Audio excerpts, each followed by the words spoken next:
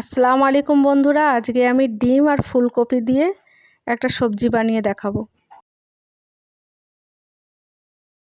তাহলে শুরু করা যাক। এখানে আমি ডিমটা সিদ্ধ করতে দিচ্ছি।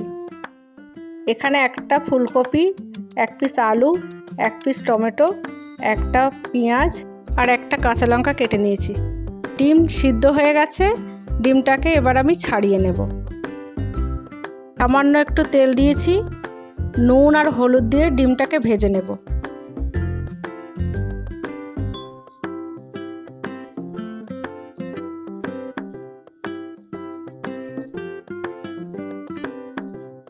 ওই একই তেলে আমি আলুটাকে ভেজে নেব। নুন আর সামান্য একটু হলুদ দিয়ে দিচ্ছি।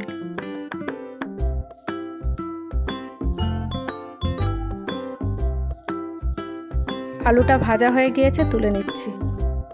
ফুলকপিটাকেও নুন আর হলুদ দিয়ে ভেজে তুলে নেব।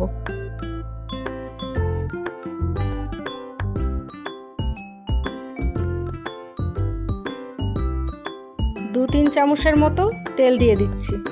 পেঁয়াজ আর লঙ্কাটা দিয়ে তেলের উপর ভালো করে ভেজে নেব। ভাজা পেঁয়াজের উপরে টমেটোটা দিয়ে দিলাম।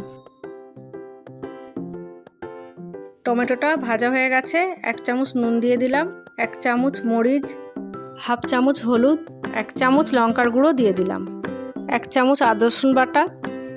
যাতে মশলাটা ধরে না লাগে সামান্য একটু পানি দিয়ে দিলাম, দিয়ে মশলাটাকে আস্তে আস্তে করে ভেজে নেব। মশলাটা ভাজা হয়ে গেছে, এবার ফুলকপি আর আলুটা আমি দিয়ে দিলাম। কিছুক্ষণ ভালোভাবে কষিয়ে নেব, নিয়ে পানি দিয়ে দেব।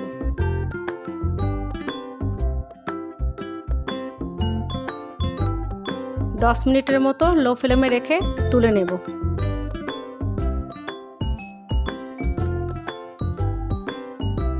ফুলকপিটা গলে গিয়েছে, এবার ডিমগুলো দিয়ে দিলাম। ঢাকা দিলাম 2 মিনিটের জন্য।